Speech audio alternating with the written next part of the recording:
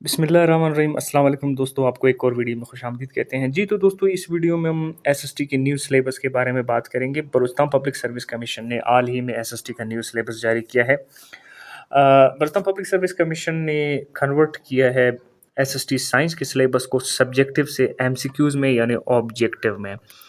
तो हम इस पे बात करेंगे और हम देखेंगे कि ये क्या है। इस वीडियो में हम बात करेंगे कि जो नया सिलेबस आया है उसमें बुनियादी तौर पर एक्चुअली उसमें है क्या, और हम ये देखेंगे ये पुराने सिलेबस से किस तरह से मुख्तलिफ है। हम ये देखेंगे कि पोस्ट कब आ रहे हैं, क्योंकि सिलेबस तो पहले आ गया है। वैसे तो पोस्ट आने चाहिए थे, फिर सिलेबस आना चाहिए था। तो हम देखेंगे कि ऐसा क्यों हो रहा है, क्या ये जो पोस्टें आ रही हैं ये परमानेंट है या एडॉक बेसिस पे हैं या कॉन्ट्रैक्ट बेसिस के पे हैं। क्योंकि आपने सोशल मीडिया पे देखा होगा कि एसएसटी के 4000 से ज़ायद पोस्टें अनाउंस होने जा रही हैं। हम ये देखेंगे कि आखिर में हम ये देखेंगे कि इसके लिए तैयारी कैसे करें, सिलेबस क्या है और इसको किस तरह से क्रैक कर सकते हैं। तो हम इसका एक मुकम्मल कंप्लीट पोस्टमार्टम करेंगे। इंशाल्लाह इस वीडियो को देखने के बाद आपको यूट्यूब पर कोई और वीडियो देखने की ज़रूरत नहीं पड़ेगी। जी तो 15 जुलाई 2026 को जिसमें बहुत से पोस्टों का सिलेबस चेंज हुआ था, एक नोटिफिकेशन आया था। उस नोटिफिकेशन को आपको डिस्कस करके दिखाऊंगा और आपको कंप्लीट जो सिलेबस है उसका टूर करवाऊंगा। और हम ये देखेंगे कि एसएसटी का जो मौजूदा जिसका मोड ऑफ एग्जामिनेशन है उसको एमसीक्यूज किया गया है। हम ये देखेंगे कि किस तरह से ये चेंज इम्पैक्ट करता है और उसके क्या चेंजेस हैं।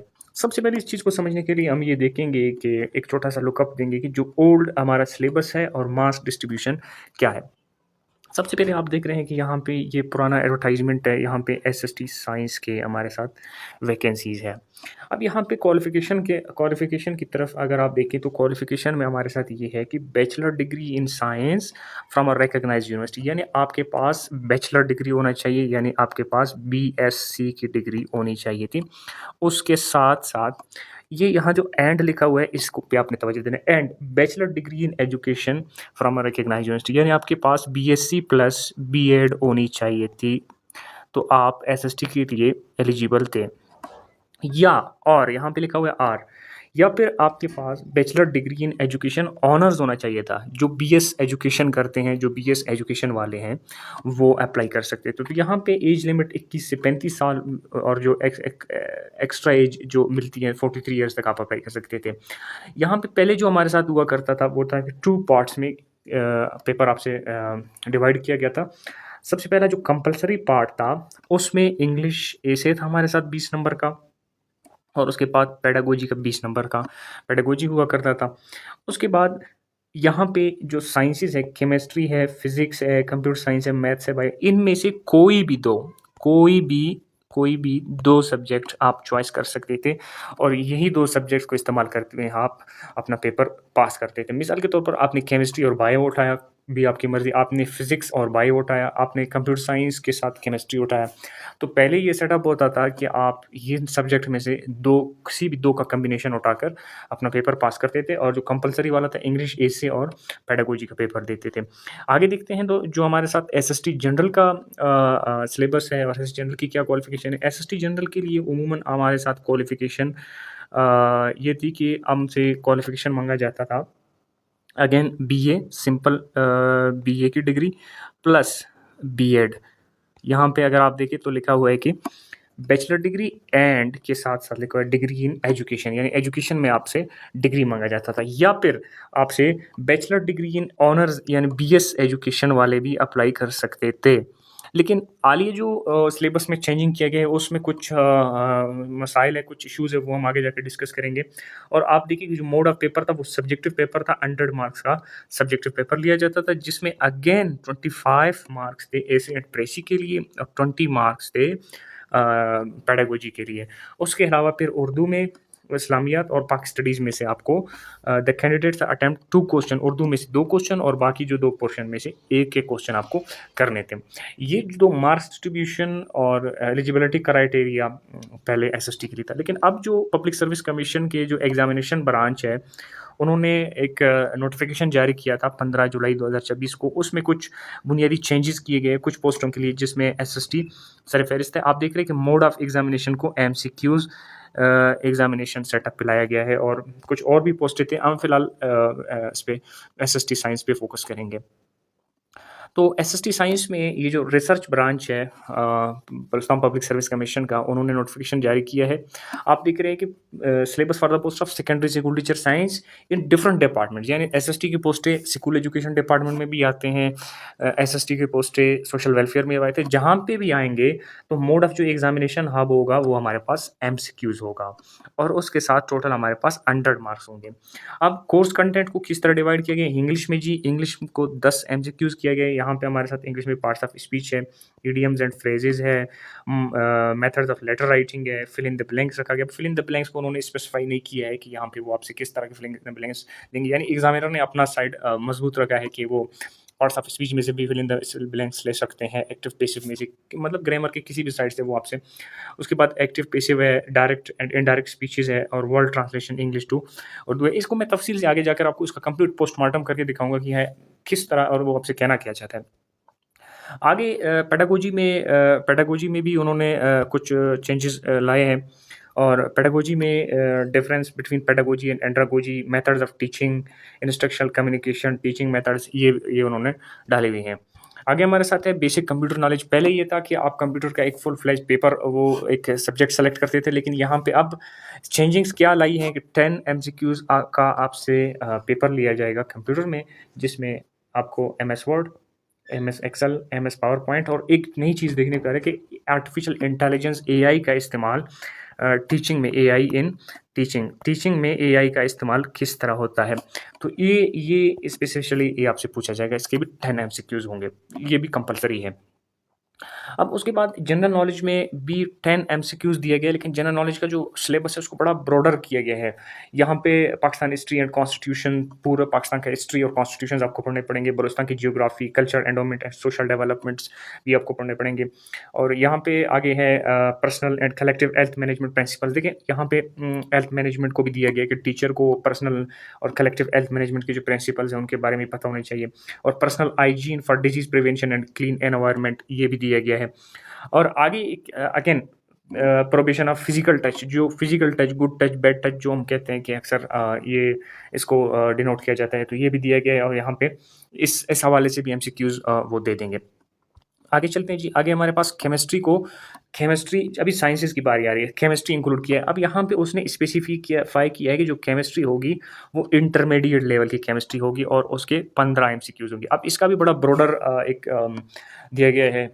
इसमें हमारे पास एटॉमिक स्ट्रक्चर होगा, केमिकल बॉन्डिंग होगी, स्टेट्स ऑफ मैटर होंगे, केमिकल एनर्जेटिक्स होगा, reaction kinetics, acid base and वगैरह। और उसके बाद पीरियोडिक टेबल एंड पीरियोडिसिटी होगी, environmental chemistry, atmosphere and water, organic synthesis. अब ये डिफरेंट जो केमिस्ट्री के जो कंपोनेंट्स है वो दिए गए, ऑर्गेनिक कंपाउंड्स हैं, हाइड्रोकार्बन्स हैं, अल्कोहल है और कार्बोजाइलिक, ये है बायोकेमिस्ट्री है, industrial chemistry, environmental chemistry, different उन्होंने पार्ट्स इसमें डाले। इसी तरह जो फिजिक्स होगा, फिजिक्स के भी 15 एमसीक्यूज होंगे और ये भी इंटरमीडिएट लेवल का होगा। ये आपने ये पॉइंट नोट करना है। तो क्वेश्चन जो है ना मेजरमेंट से होंगे, वेक्टर से होंगे, मैकेनिक्स से होंगे, ये रोटेशनल मोशन से, फिजिक्स ऑफ सॉलिड से होंगे, फ्लूइड डायनामिक्स से होंगे, थर्मोडायनामिक्स एंड इलेक्ट्रोमैग्नेटिज्म, इसमें से क्वेश्चंस आएंगे। लेकिन एक बड़ा एक चेंज लाया है यहाँ पे पब्लिक सर्विस कमीशन ने कि जो बायो है हमारे साथ, बायो को मैट्रिक लेवल का रखा गया है और इसके 15 एमसीक्यूज रखे गए हैं। अब इसमें ये कि बायो बड़ा फाउंडेशनल लेवल का है, लेकिन चूंकि बायोलॉजी का जो सब्जेक्ट है वो बड़ा ब्रॉडर है और बड़ा है, मतलब लेंथी है, डिटेल में है बड़ा, तो इसलिए इसको उन्होंने मैट्रिक लेवल पे रखा है। लेकिन नेचर ऑफ साइंस, अच्छा मॉलिक्यूलर बायो भी दिया गया है, सेल एंड सब सेलुलर ऑर्गेनेलिज भी दिए है, टिश्यू एंड ऑर्गन सिस्टम्स दिए हैं, मेटाबॉलिज्म दिया है, बायोडाइवर्सिटी है, ये सारे 9th-10th के बायो में है। Forms and functions of plants दिए हैं। अच्छा एवोल्यूशन एंड नेचुरल, ये भी आपको देखने पड़ेंगे।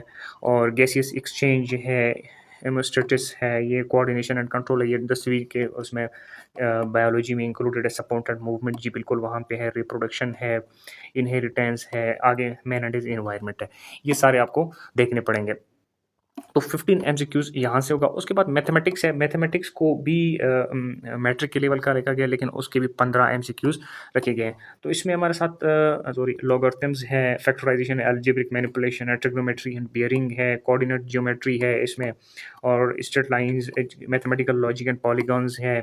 इसी तरह बेसिक स्टडीज एंड प्रोबेबिलिटी को भी इंक्लूड, क्वाड्रेटिक इक्वेशंस है, वेरिएशंस। अब आगे जाकर हम बिल्कुल इसका एक पोस्टमार्टम करेंगे कि इससे हमें क्या मैसेज लेना चाहिए। ये देखिए सेट्स एंड फंक्शंस है, बेसिक स्टैटिस्टिक्स है, इंट्रोडक्शन ऑफ ट्रिग्नोमेट्री है, टेंजेंट टू सर्कल्स है, ये एंगल्स एंड सेगमेंट, ये सारे चीज़ें आपको पढ़ने पड़ेंगे। अब आगे चलते हैं, देखते हैं कि आगे यहाँ पे पब्लिक सर्विस कमीशन ने कुछ बुक्स भी इंक्लूड किए कि ये बुक्स भी आपने पढ़नी है। अब मैं यहाँ पे one by one in books का नाम तो नहीं ले सकता, लेकिन आपने वीडियो को स्टॉप करके इन बुक्स को देखना है और कि ये सारे बुक्स आपने पढ़ने हैं। तो नया सिलेबस का ज़रा देखते हैं कि नया सिलेबस किस तरह है। कि जो नया सिलेबस है वो 100 एमसीक्यूज़ का होगा और 10-10 एमसीक्यूज़, 10 इंग्लिश के होंगे, पेडागोजी के भी 10 होंगे, कंप्यूटर के भी 10 होंगे, जनरल नॉलेज भी 10 एमसीक्यूज़ का होगा। लेकिन जो साइंसेज़ है वो 15 एमसीक्यूज़ के होंगे। जो बायो है और केमिस्ट्री, फिजिक्स है, मैथ्स है, टोटल हमारे पास 100 एमसीक्यूज़ होंगे। 100 एमसीक्यूज़ का पेपर होगा। आगे चलते हैं कि जी सबसे पहले लेट अस सी कि सिलेबस को क्यों चेंज किया गया है। सिलेबस को क्यों चेंज किया गया है? तो सबसे पहला जो रीज़न है कि हाल ही में आपने सुना था कि एसएसटी के 4000 पोस्ट हमारे साथ वैकेंट हैं और गवर्नमेंट उनको फिल करना चाहती है। अब इन 4000 एसएसटी की जो पोस्टें हैं, इनको पब्लिक सर्विस कमीशन के पास इतनी कैपेसिटी नहीं है कि वो इनको इतनी कम टाइम में इनको फिल कर सके। और क्योंकि जो मौजूदा गवर्नमेंट है वो एजुकेशन पे बड़ा सख्त स्टांस ले रही है, इसलिए उन्होंने मे बी ये हो सकता है कि इसलिए उसको एमसीक्यूज़ किया था कि ताकि जो एमसीक्यूज़ वाले पेपर हैं वो तो आसानी से चेक भी हो सकते हैं, चूँकि एमसीक्यूज़ पेपर कंप्यूटर बेस्ड भी चेक हो सकते हैं। और प्रोसेस को स्पीड करने के लिए उन्होंने आई थिंक ये चीज़ रखा गया है कि ताकि प्रोसेस स्पीड हो और जल्दी से ये पोस्टें कवर की जा सकें। अब आगे देखते हैं कि इन पोस्टों का फ्रीक्वेंसी क्या है, ये पोस्टें कब आते हैं, कब नहीं आती। The posts are announced every 3 to 5 years. ये एक चीज़ इंपॉर्टेंट है, इसको आपने याद नहीं भूलना है कि जो एसएसटी की पोस्टें होते हैं वो 3 से 6 साल या 5 साल के उस पे फ्रीक्वेंसी से आते हैं। तो ये बड़े इंपॉर्टेंट पोस्टें हैं, इनको अगर आपने मिस किया तो प्रिपरेशन आपने सही की तो ये आप मिस करेंगे। हो सकता है कि आने वाले चंद दिन में एसएसटी की जो पोस्ट हैं वो अनाउंस किए जाएँ। अब अगर पोस्टें अनाउंस किए जाएँगे तो सबसे पहला सवाल है कि सर जी कौन एलिजिबल है इनके लिए? अब ज़रा इसको देखते हैं कि मैं आपको जो रिसेंट 2022 के जो 2020 के जो वो है सर्विस रूल्स हैं, वहाँ से मैं आपको दिखाता हूँ। ये जो लेटेस्ट सर्विस रूल्स हैं, इनसे दिखाता हूँ कि कौन इनके लिए एलिजिबल है।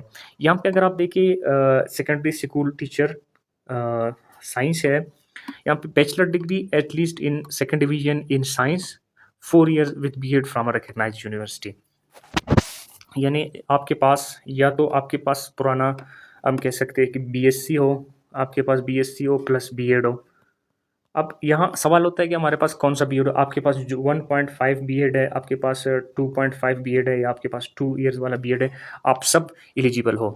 तो एसएसटी साइंस के लिए ये सब डिग्रीज़ एलिजिबल है। अगर आपके पास इनमें से कोई भी डिग्री है तो आप इनके लिए एलिजिबल हो। और इसी तरह मैं यहाँ पे दिखाना चाहूँगा जो एसएसटी टेक वाले हैं, जो आईटी की पोस्टें भी आई थी, साथ में आपको मैं ये भी दिखाता चलूँ कि जो bachelor of computer science 4 years या एट सेकंड डिवीजन और bachelor of engineering at least second division, यानी इंजीनियरिंग वाले भी आईटी की जो पोस्ट हैं उन पर आ सकते हैं।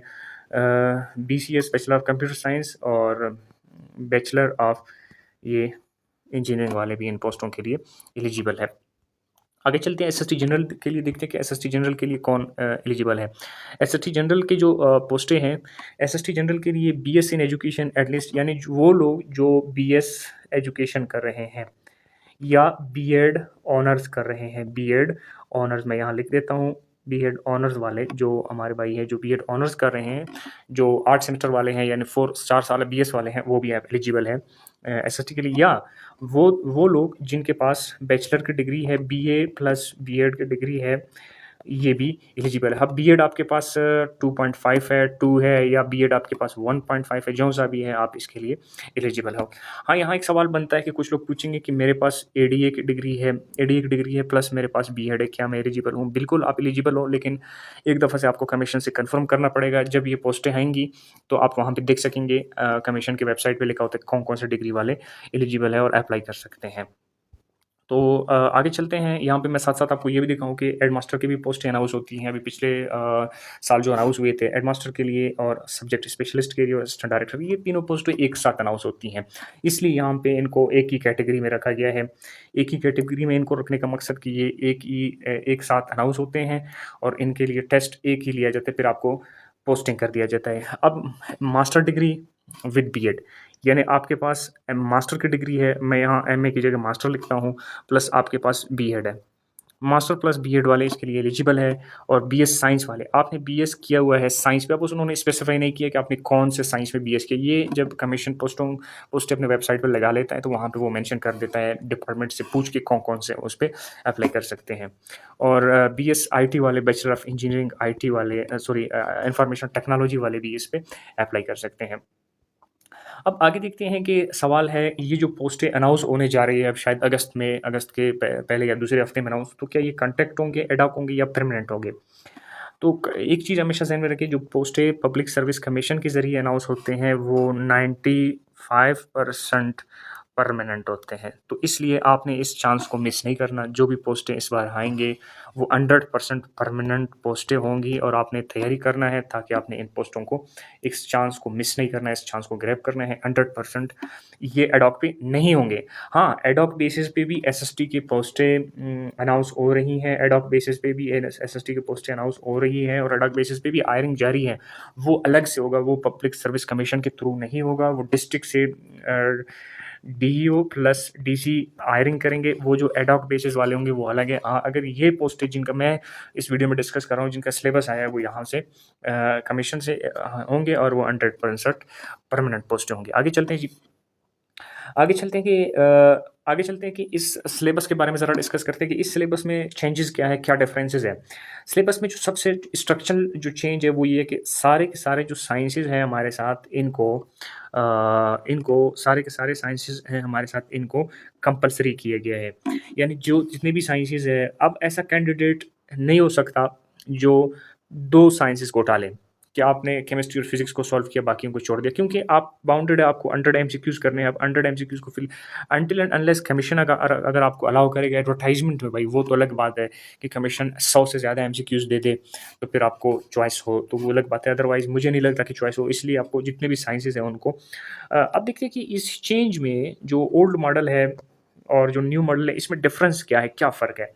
पुराने वाले मॉडल को मैं ज़रा आपको दोबारा रिवाइज़ करवा देता हूँ। पुराने वाले मॉडल में हमारे साथ हुआ करता था, हमारे साथ एक इंग्लिश ऐसे होता था, 20 नंबर का पेडागोजी होता था और teaching and management, classroom management 20 number का होता था। यहाँ पे 40 नंबर्स प्लस फिर बाकी 2 आप चूज़ करते थे, bio, chemistry, computer science, mathematics, इनमें से आप 2 चूज़ करते थे। तो यहाँ से 30 प्लस 30 मार्क्स का आप 60 मार्क्स यहाँ से बना लेते थे, तो 60 प्लस 40 इक्वल्स 100 मार्क्स यहाँ पे बन जाते थे।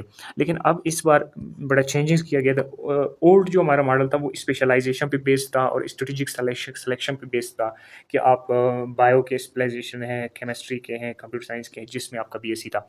लेकिन इस बार कमीशन जब पोस्ट अनाउंस करेगा, आपका बीएससी किसी भी सब्जेक्ट में हो, लेकिन आपने इन तमाम सब्जेक्ट को जो न्यू मॉडल में दिया गया उनको आपने हल करना है। अब यहाँ पे न्यू मॉडल में हमारे पास इंग्लिश 10 एमसीक्यूज़, पेडागोजी 10 एमसीक्यूज़ की है, बेसिक जनरल नॉलेज है, कंप्यूटर का जो नॉलेज है, आई एम सॉरी, और ये जनरल नॉलेज है, केमिस्ट्री आपको 15 उसका सॉल्व करना है, फिजिक्स करना है, बायो एंड मैथमेटिक्स। तो इसमें चेंजेस ये है कि जो साइंसेस है वो कंपलसरी है, बल्कि सारे के सारे जो सब्जेक्ट मेंशन किए गए हैं सब कंपलसरी है और जो साइंसेस है उनका रेशो 15 एमसीक्यूज़ है, यानी 15 मार्क्स है और बाकियों का 10 मार्क्स है, तो आपने किसी भी उसको इग्नोर नहीं कर सकते। आगे चलते हैं कि इसमें यहाँ पे एग्ज़ामिनेशन फ़िलॉसफ़ी को बिल्कुल चेंज किया गया है। न्यू मॉडल के तहत कमीशन चाहता है कि जो टीचर आएगा उसके पास broad specific competence scientific competence होनी चाहिए और आपको डिजिटल कॉम्पिटेंस भी आपके साथ होनी चाहिए, यानी आपको कंप्यूटर वगैरह का भी पता हो, आपको आपके पास पेडागोजिकल कॉम्पिटेंस भी होनी चाहिए, आप पेडागोजी को भी समझते हो, क्लासरूम मैनेजमेंट को, आपके पास जनरल नॉलेज अवेयरनेस होनी चाहिए, आपके पास लैंग्वेज का भी कॉम्पिटेंसी होनी चाहिए। अब ये स्पेशलिस्ट एग्जामिनेशन से मल्टी डायमेंशनल प्रोफेशनलिज्म पे शिफ्ट हो रहा है। कमीशन ने यहाँ बड़ा एक चेंज लाया है, इसको ज़रा समझना है। अब जब आप चीज़ों को समझ के चलेंगे और चीज़ों को समझ के उसका बड़ा एक तफसील से इसका पोस्टमार्टम करेंगे, तो आप बेहतरीन तरीके से फिर अपनी तैयारी कर सकेंगे। अब आगे देखते हैं कि ये जो चेंज है, इसमें क्या सबक मिलता है। मोस्ट कॉमन जो हमारे साथ ये है कि पुराने जो मॉडल में ये था कि भाई मैं अगर फिजिक्स में या मैथ्स में सही हूँ तो मैं इन दो को चूज़ करूँगा। पहले पहले हमारे पास 2 साइंसेज़ का चॉइस था। लेकिन यहाँ पे ये है कि अगर आप साइंस तो आपको सारे के सारे जो सब्जेक्ट्स मेंशन हैं, उसमें आपको कारकर्दगी दिखानी पड़ेगी और कारकर्दगी सब में दिखाओगे तो आप उसके बाद ही 100 एमसीक्यूज़ होंगे, आप बाउंड होंगे, तो सबको आपने सॉल्व करना है। अब इसमें 3-4 नताइज निकल सकते हैं। सबसे पहला नताइज ये है कि कोई भी साइंस सब्जेक्ट को आप इग्नोर नहीं कर सकते। ऐसा नहीं है कि भाई मैं बायोलॉजी में कमज़ोर हूँ तो मैं बायोलॉजी को स्टडी नहीं करूँगा। आप बल्कि बायो तो 15% आपके पेपर का है। आप नहीं कह सकते कि भाई मुझे मैथमेटिक्स पसंद नहीं है, तो मैथमेटिक्स को मैं छोड़ दूँगा, नहीं। मैथमेटिक्स आपके पेपर का 15% है। आप मैथमेटिक्स को इग्नोर नहीं कर सकते। आप नहीं कह सकते कि भाई मुझे केमिस्ट्री पसंद है, मैं सिर्फ केमिस्ट्री स्टडी करूँगा, नहीं। 15% के जो साइंसेज़ हैं, अगर आप मैथ को भी डिसलाइक करते हैं, लेकिन यहाँ पे अभी आपको मैथ भी पढ़ना पड़ेगा, आप केमिस्ट्री भी पढ़ना पड़ेगा, सब कुछ। आपने सबको, यानी ये वही ज़हर का प्याला है जिसको न चाहते हुए भी आपने अलग से उतारना है। अब दूसरा जो कॉन्सिक्वेंस है वो हमारे साथ क्या हो सकता है कि ब्रेड्थ को, यानी मोर वैल्यू दिया गया है एक्सट्रीम डेप्थ से ज़्यादा यहाँ पे। अब इसमें ये है कि पहले आप 2 सब्जेक्ट्स को बड़े डेप्थ के साथ ऑल करते थे, बहुत डेप्थ के साथ। लेकिन यहाँ पे ब्रेड्थ से मुराद कि इसको ब्रॉडर किया गया है, इसको वसी किया गया है। बड़ा वसी इसको बनाया गया है इसमें न्यू में। अब साइंस चूँकि 3/4 हिस्सा बन रहा है आपके पेपर का, तो साइंस जितने भी मेंशन किए गए हैं इसमें आपने इसको आप इसको वो नहीं कर सकते। अब ऐसा कैंडिडेट जिसको 70% ऑल सब्जेक्ट में से आता है, तो वो बेहतर पोज़ीशन्ड है उस कैंडिडेट से जिसको 100% सिर्फ़ 2 सब्जेक्ट्स आते हैं और बाकी 20% आते हैं, तो ऐसा नहीं हो सकता। यानी आपको आप 70 टू 80% आप सारे सब्जेक्ट्स के लिए रेडी है, तो आप बेहतर कैंडिडेट है बनिस्बत उस शख्स के जो सिर्फ 2 सब्जेक्ट्स में 100% माहिर है, लेकिन बाकी सब्जेक्ट्स में माहिर नहीं है। तो ये भी एक बड़ा एक कुछ लोगों को इस स्ट्रेटजीज़ में फ़ायदा है और कुछ को नुकसान भी है। तो हर चीज़ के फ़ायदे और नुकसानात भी हैं। इसी तरह आगे चलते हैं जी। आगे हमारे पास जो तीसरा कॉन्सिक्वेंस है कि एग्ज़ाम स्टैटिस्टिकली मोर रिलायबल हो गया है। अब यहाँ पे इस चीज़ का क्या मतलब है कि पहले ये होता था, पहले ये होता था कि एक मुश्किल सवाल अगर आपको नहीं आया, भले आपने बायो को रेडी किया था प्लस उसके साथ आपने केमिस्ट्री को रेडी किया था, लेकिन बदकिस्मती से केमिस्ट्री में एक ऐसा सवाल आ गया, आपकी चॉइस 2 ऐसे सवाल आ गए, उनमें से आप एक को कर सके, एक को नहीं कर सका, या एक ऐसा अनयूजुअल टॉपिक आ गया या सब्जेक्ट में आपको कमज़ोरी हो गई, तो वहाँ पे आपको इश्यूज़ हो सकते थे। लेकिन यहाँ पे अब क्या किया गया है कि यहाँ पे जो कैंडिडेट का ब्रॉडर नॉलेज का टेस्ट लिया जा रहा है। यहाँ पे मुकम्मल एक 100 एमसीक्यूज़ का पेपर होगा, तो इसमें आपको चांसेस ज़्यादा होंगे कि आप मिस ना करें। अब यहाँ पे प्योर साइंस नहीं है। एक चीज़ को आपने याद रखना है कि एसएसटी साइंस का जो इस पॉइंट को भी आपने नोट करना है, जो सिलेबस दिया गया है, वो 100% साइंस नहीं है। वो 100% साइंस नहीं है। अब ये इस बात का क्या मतलब है कि इसमें इंग्लिश भी है, पेडागोजी भी है, कंप्यूटर भी है और जनरल नॉलेज भी है। उसके बाद साइंस के 5 जो डिसिप्लिन्स हैं वो दिए गए हैं। तो ये इम्पोर्टेंट है कि आप बीपीएससी आपको चाहता है कि आपको सब्जेक्ट का भी नॉलेज हो, आपको टीचिंग की भी एबिलिटी होनी चाहिए आपके साथ, आपको डिजिटल लिटरेसी का भी पता हो, आपको लैंग्वेज का भी पता हो, आपके पास जनरल अवेयरनेस यानी जीके का भी नॉलेज है। अब ये एक आपकी प्रोफेशनल प्रोफाइल को ज़्यादा लिया गया बनिस्बत के आपके एकेडमिक क्वालिफिकेशंस के जो पहले लिया जाता था। यहाँ यानी वो चाहता है कि एक ऐसा बंदा जो अगर केमिस्ट्री अच्छा जानता है, लेकिन वो टेक्नोलॉजी इस्तेमाल नहीं करना जानता, असेसमेंट नहीं जानता, कम्युनिकेशन उसका सही नहीं है। तो इसलिए अब जो कमीशन का जो रिसर्च ब्रांच ने इसको न्यू जो सिलेबस इसको जारी किया है, उनके रिसर्च के मुताबिक ये सारी चीज़ें टीचर को। अब ज़रा इसको इंटरनल जो एग्ज़ाम का सिस्टम है, इसको ज़रा डिकोड करते हैं कि इसमें क्या-क्या चीज़ें हैं। अब इंग्लिश में चूँकि 10 मार्क्स है, लेकिन इसमें पार्ट्स ऑफ स्पीच है, इडियम्स एंड फ्रेजेज़ है, मेथड्स ऑफ लेटर राइटिंग है, फिल इन द ब्लैंक्स है, एक्टिव एंड पैसिव है, डायरेक्ट एंड इनडायरेक्ट इंग्लिश तो उर्दू। तो इस ये कोई एडवांस्ड वो लिटरेचर वाला इंग्लिश नहीं है, ये सिंपल फंक्शनल इंग्लिश है। तो इसके लिए ऑब्जेक्टिव टेस्टिंग आपकी होगी, यानी अब मैं मिसाल देता हूँ, पार्ट्स ऑफ स्पीच से उन्होंने मिसाल दी स्टूडेंट वर्क डिलिजेंटली। अब यहाँ पे व्हाट इज़ डिलिजेंटली, तो ये सिंपली एडवर्ब है। ये वॉइस का भी टेस्ट है, the teacher explained the experiment, ये एक्टिव है कि पैसिव है, the experiment was explained by the teacher. Direct और इनडायरेक्ट स्पीचेस का भी, he said I am ready, he said that he was ready. इस तरह के जो एग्जांपल आएँगे, इसी तरह जो लेट्स सपोज़ एनवायरनमेंट दिया होगा, उसके सामने माहौल, 3-4 ऑप्शन दिए होंगे जिस जो करेक्ट वर्ड है। अब यहाँ पे मेरा मशवरा क्या है कि English probably I written subject है। यानी इंग्लिश आपके लिए गेम को तब्दील कर सकते हैं। ऑल्दो कि उसके 10 मार्क्स है, लेकिन 10% है और 10 मार्क्स है, लेकिन आपने इंग्लिश को बेहतर तैयार करना है ताकि आप उसमें मार्क्स गेन कर सकें। इसी तरह एक ऐसा कैंडिडेट जो इंग्लिश में 8 या 10 आउट ऑफ 10 उठाएगा तो वो बेस्ट होगा। कम से कम इंग्लिश में आपने अपना स्कोर 8 रखना है ताकि आपको बेहतर इसी तरह आगे चलते हैं जी। ये जो यहाँ पे जो मैंने जब देखा था पेडागोजी का एक बहुत बड़ा साइज़ लिया गया है सिलेबस में दिया गया है। यानी एक एक ऐसा साइज़ जिसको 1.5 सेमेस्टर में पढ़ाया जाता है कॉलेजेस और यूनिवर्सिटीज़ में। वो सारे सब्जेक्ट्स आपके लिए कमीशन ने इंक्लूड की। यानी इसका मतलब है कि आपको अब बहुत संजीदगी के साथ, बहुत तफ़सील के साथ, बहुत डिटेल में आपको चीज़ें पढ़ने पड़ेंगे और जब चीज़ें आप बहुत डिटेल में पढ़ोगे तब आपको इनका इदराक हो जाएगा। बहुत बड़ा ब्रॉड यानी 10 एमसीक्यूज़ के लिए आपको 1.5 सेमेस्टर का सिलेबस दिया गया है। अब ये इसमें ये कि सिलेबस बड़ा ब्रॉड है, सैंपल साइज़ लेकिन उससे वो छोटा लेगा। तो ये टेक्निकली चीज़ों को आप समझने की कोशिश करते हैं कि यानी जो क्वेश्चन बैंक उसके पास होगा, थाउज़ेंड्स ऑफ क्वेश्चन वो ले लेगा, लेकिन उसमें से वो 10 सेलेक्ट करेगा आपके लिए, इतने बड़े से। तो आपको कॉन्सेप्चुअल कवरेज जो सब्जेक्ट है, उसके ऊपर आपको कॉन्सेप्चुअल कवरेज और ग्रिप बहुत ज़्यादा होनी चाहिए ताकि इस 1.5 सेमेस्टर के सिलेबस से वो 10 नंबर का जो के लिए सवालात उठाएगा ताकि आपको चीज़ों का। अब मैं एक्सपेक्ट करता हूँ कि पेडागोजी में वो आपसे डेफिनेशंस को पूछेगा, कंपैरिज़न देगा कि भई पेडागोजी और एंडागोजी में फ़र्क। ये मैं बड़ा सिंपल मिसालें दे यहाँ पे लिख लिया मैंने आपके लिए, लेकिन वहाँ पे वो इस तरह के नहीं देगा, वो कुछ एडवांस लेवल के एप्लीकेशन देगा कि अप्लाई कर किस तरह किया जाता है चीज़ों को। आगे चलते हैं असेसमेंट के हवाले से। Assessment conducted during instruction to improve learning is कि कौन-सा लर्निंग है। ये लीडरशिप के एग्ज़ाम्पल्स वो दे सकता है कि ये leadership instructional leadership primary focus किस पे फ़ोकस करता है।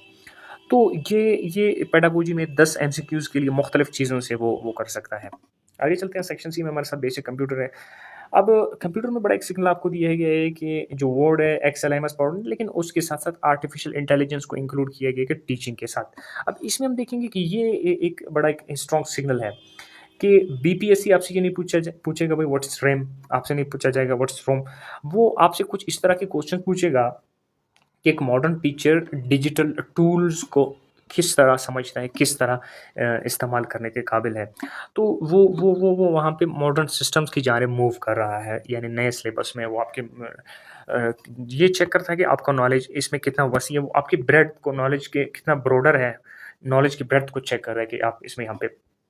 अब यहाँ पे मेरा मशवरा ये है कि जो अगर वर्ड में आप फॉर्मेटिंग को देख के, फ़ॉन्ट्स को देख के, स्टाइल्स को, पेज लेआउट, मार्जिन्स वगैरह को आप देखें, ओरिएंटेशन को आप देखिए। ये मैं मिसाल दे रहा हूँ। सिंपली मैं बड़ी डिटेल एक वीडियो बनाऊँगा इस पे कि आप किस तरह से अपनी उसको तैयारी को कंप्लीट कर सकते हैं और कौन-कौन सी चीज़ें आपने एसएसटी के लिए पढ़नी है, पेज नंबरिंग, टेबल्स को, ये ट्रैक चेंजेस को, स्पेलिंग को, प्रिंटिंग को, फाइल फॉर्मेट, कीबोर्ड्स के शॉर्टकट वगैरह को आपने देखना है इसके लिए। और एक्सेल में वर्कशीट और वर्कबुक में क्या फ़र्क है, रोज़ और कॉलम में क्या फ़र्क है और काम है, सेल रेफरेंस क्या है, रिलेटिव एंड एब्सोल्यूट रेफरेंसेस क्या है, फ़ॉर्मूलाज़ और फंक्शंस। अब लेट्स सपोज़ इसमें सम का फ़ॉर्मूला है, एवरेज का फ़ॉर्मूला है, काउंट है, मैक्स है, मिनिमम है, इफ़ है।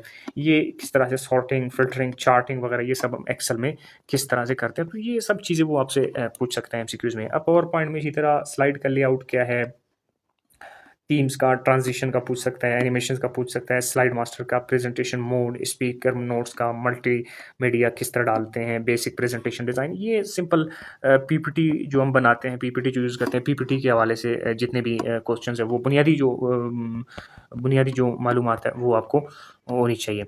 अब आगे चलते हैं कि इसमें किस तरह से एआई को आपने प्रिपेयर करना है। एआई के लिए सबसे पहले आपने पढ़ना है कि भाई वो आर्टिफ़िशियल इंटेलिजेंस क्या है, मशीन लर्निंग क्या है और जनरेटिव एआई क्या है। आजकल एजेंट टू एजेंट जो एआई का वो है, बहुत सारी एक डिबेट है इंटरनेट पे। ये अगर आप देखेंगे तो ये भी आपको देखने को मिलेगा। आगे चलते हैं जी, हमारे पास लार्ज लैंग्वेज मॉडल्स है जो एलएलएम्स है। लार्ज लैंग्वेज मॉडल्स इन्हीं एआई टूल्स को कहते हैं। मिसाल के तौर पर आपके पास चैट जीपीटी है, इसको एक एलएलएम कहा जाता है, लार्ज लैंग्वेज मॉडल हमारे पास है। हमारे पास जेमिनी जो इसको आप यूज़ करते हैं, पिक्चर्स बनाते हैं, ये भी एक एलएलएम है। आपके पास किमी जो जिसकी बड़ी डिबेट चल रही है आजकल इंटरनेट पे, ये भी हमारे पास एक एलएलएम है। प्लस हमारे पास क्लाउड है जो बहुत पॉपुलर है कोडिंग वगैरह के हवाले से। और भी जितने भी बहुत सारे एलएलएम्स हैं हमारे पास, वो एलएलएम्स के हवाले से आपसे क्वेश्चन पूछ सकता है कि एलएलएम्स क्या है और किस तरह यूज़ हो सकते हैं। एआई टीचिंग में किस तरह हेल्प करती है, ये आपसे पूछा जाएगा। पर्सनलाइज्ड लर्निंग क्या है? एआई जनरेटेड क्विज़ आप किस तरह से स्टूडेंट के लिए क्विज़ जनरेट कर सकते हैं? एआई के ज़रिए फीडबैक क्या है? एडाप्टिव लर्निंग क्या है? एआई सिमुलेशंस क्या है? ये साइंस में बड़ा यूज़ होते हैं। और वर्चुअल लैबोरेटरीज़ का जो कॉन्सेप्ट आजकल आ रहा है, एआई लिमिटेशंस क्या है कि किस लिमिट तक आप एआई यूज़ कर सकते हैं? हॉलुसिनेशंस क्या है? बायस क्या है? और प्राइवेसी जो आजकल बड़ा एक इस पे डिबेट है। और एकेडमिक इंटेग्रिटी एआई के साथ किस तरह हो सकती है? और टीचर का रोल क्या है कि एआई का आउटपुट है, उसको एआई के आउटपुट को एआई के ज़रिए जो डेटा बनाया गया है, उसको वेरीफ़ाई करना, उसको पढ़ समझना। और इस तरह जो एआई के टूल्स हैं, जो टीचिंग में इस्तेमाल होते हैं, वो टूल्स भी आपसे। अब मिसाल के तौर पर मैंने यहाँ पे एक सवाल लिखा है। साइंस टीचर यूज़ करता है एआई को जो कि डिफरेंट एबिलिटी लेवल्स को असेस कर सके। अब ये किसका सवाल है? ये असिस्टेड पर्सनलाइज्ड एडाप्टिव लर्निंग का एक एग्ज़ाम्पल है। तो ये हाइली मॉडर्न टॉपिक दिए गए हैं। इस पे इतने ज़्यादा बुक्स अवेलेबल नहीं होंगे, पास्ट पेपर्स अवेलेबल नहीं होंगे, तो इसके लिए आपने बड़े तकव्वुदू करना है और मेहनत करना है। आगे चल के अब 10 नंबर का जीके आपके पास होगा, लेकिन 10 नंबर के जीके के लिए भी पाकिस्तान की कंप्लीट हिस्ट्री एंड कॉन्स्टिट्यूशन को पढ़ना है। तो आपने पाकिस्तान मूवमेंट को पढ़ना है, जो इम्पोर्टेंट इवेंट्स हैं 1857 से आज तक जो इम्पोर्टेंट इवेंट्स हैं, पाकिस्तान में तो रोज़ इवेंट्स होते हैं, वो सब आपने देखने हैं। कॉन्स्टिट्यूशनल डेवलपमेंट इवेंट से मुराद जो इम्पोर्टेंट इवेंट्स हैं। ऑब्जेक्टिव रेजोल्यूशन हमारे पास क्या है? 95 का 56 का कॉन्स्टिट्यूशन, 62 का कॉन्स्टिट्यूशन, 73 का आइन, बुनियादी बुनियादी जो हुकूक है, अ, ये पार्लियामेंट क्या है, फेडरल एंड प्रोविजनल का जो सूबों का और इसका विफाक का क्या स्ट्रक्चर है। कॉन्स्टिट्यूशनल जो अमेंडमेंट्स हैं जो हमारे पास हुई है, जितने भी अमेंडमेंट तरामीम हुई है, वो सारे तरामीम आपने देखने हैं।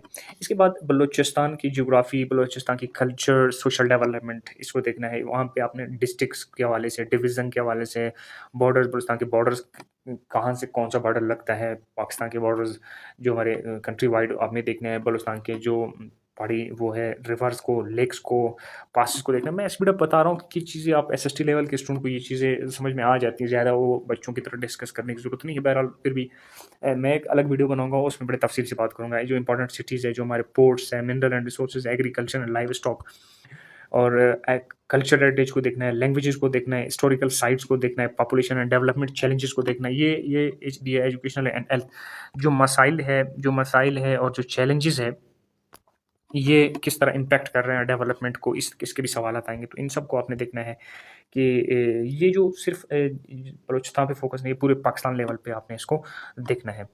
इसके बाद एक नया टॉपिक इंक्लूड किया गया कि personal and collective health management, health सेहत व सफाई के हवाले से इसमें दिया गया। ये बड़ा न्यू है, तो इसमें आपने पर्सनल हाइजीन को देखना है, न्यूट्रिशन के हवाले से क्वेश्चन होंगे, फिजिकल एक्टिविटी की क्या इंपॉर्टेंस है, मेंटल हेल्थ की क्या इंपॉर्टेंस है, डिजीज़ बीमारियों से किस तरह बच सकते हैं, कम्युनिटी हेल्थ के हवाले से, पब्लिक हेल्थ के हवाले से क्वेश्चन होंगे, वैक्सीनेशन के हवाले से होंगे, सैनिटेशन सफाई के हवाले से होंगे, क्लीन वाटर ड्रिंकिंग के, हेल्थ एजुकेशन के हवाले से क्वेश्चन होंगे। तो इन सब के हवाले से बड़ा वसीतर अंदाज में सवालात होंगे यहाँ आपसे। तो इस सब को आपने देखना है और चेक करना है। उसके बाद आगे है पर्सनल हाइजीन और डिजीज़ प्रिवेंशन, ये भी बिल्कुल वही चीज़ है, इसको भी आपने देखना है। उसके बाद एक टॉपिक ऐड किया गया था कि prohibition of physical touch. Physical touch चूँकि आजकल वैसे तो वो जो सज़ा है कि स्कूलों में उसको बैन किया गया है, तो सज़ा को बैन करना और फिर आगे टच, आज जो कहते हैं कि बैड टच और जो गुड टच है, इस हवाले से यानी वो आपके रिलीजियस और आपके एथिकल नॉलेज को भी टेस्ट करना चाहता है। अब आगे देखते हैं कि जो साइंस में उन्होंने क्या दिया है हमारे साथ। साइंस में हमारे साथ एटॉमिक स्ट्रक्चर्स हैं, केमिकल बॉन्डिंग है, ये सारी चीज़ें तो मैंने आपको पहले दिखा दिए थे, ये सारे उसमें आप उसमें से भी देख सकते हैं। अब मैं सिर्फ अपने कमेंट्स दूँगा कि साइंस उस पे। अब ये बड़ा सीरियस वो है केमिस्ट्री, आपने देखना है, ये सिंपल नहीं है, ये सिंपल जनरल साइंस नहीं है, ये बड़ा सीरियस वो है, तो इसको आपने सीरियसली लेना है। इसका मतलब है कि आपने किसी भी एरिया को मिस नहीं कर सकते। जो जो इम्पोर्टेंट एरियाज़ है वो मैंने लिख लिए हैं। आप इस वीडियो को पॉज़ करके, स्टॉप करके यहाँ पे देख सकते हैं, इनको नोट कर सकते हैं अपने लिए।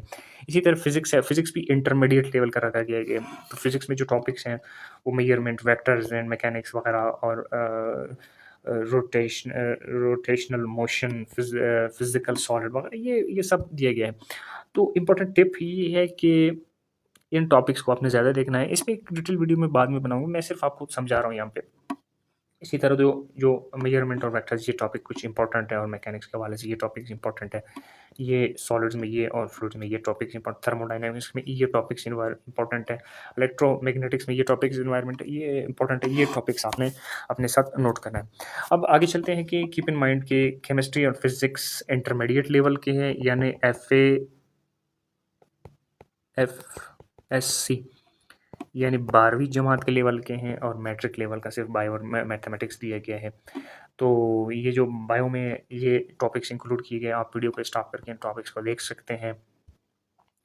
अब जहाँ से ज़्यादा सवाल आ सकते हैं उनको भी मैंने आपके लिए लिखा है कि ये एरियाज़ हैं, इनमें से ज़्यादा सवालात आने की चांसेस है, ये भी आपने अपने साथ नोट करना है। आगे चलते हैं कि ये सारे अपने साथ नोट करना है। मैथमेटिक्स चूँकि मैट्रिक के लेवल का रखा गया, लेकिन मैथमेटिक्स कोई इतनी आसान भी नहीं है, हर किसी को मैथमेटिक्स नहीं आता, लेकिन इस टेस्ट में हर किसी को मैथ को सॉल्व करना है।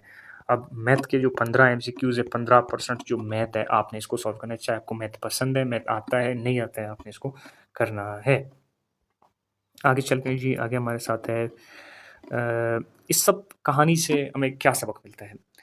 इस कहानी से हमें ये सबक मिलता है कि पहले हमें 2 सब्जेक्ट लेने होते थे, उनको बड़ा डीप स्टडी करना होता था, इग्नोर करना होता था बकाया सब्जेक्ट्स को, और उन्हीं सब्जेक्ट में से हम पास होते। लेकिन अब क्या है, ऑल साइंसेज़ को आपने कवर करना है, उसके बाद स्ट्रॉन्ग नॉलेज बेस आपने बनाना है, और उसके बाद हाई यील्ड टॉपिक्स को आपने नोट करना है कि मोस्ट प्रोबेबली किस एरिया से क्वेश्चंस आ सकते हैं, और फिर अपना स्पीड आपने डेवलप करना है कि टेक्निकली ये पेपर बड़ा हेवी है, अपना अपना स्पीड डेवलप करना है, क्योंकि मेरा मानना है कि 100 एमसीक्यूज आएंगे तो वो आपको 120 मिनट देंगे, यानी हर सवाल के लिए 1 मिनट, जो 20 मिनट एक्स्ट्रा है वो आपको मैथ के सवालात के लिए आप रख सकते हैं, वो भी 1.5 मिनट करके फिर वो पूरे हो जाते हैं। आगे चलते हैं। अब आगे आगे हम देखते हैं कि तैयारी कैसे करनी है, कि तैयारी के लिए एक बेहतरीन फ़ॉर्मूला मैंने बनाया हुआ है। सबसे पहले लेयर 1 में आप क्या करेंगे कि जो जितनी भी चीज़ें हैं, जितने भी सब्जेक्ट हैं, उनका कॉन्सेप्चुअल फाउंडेशन यानी बुनियाद देखेंगे।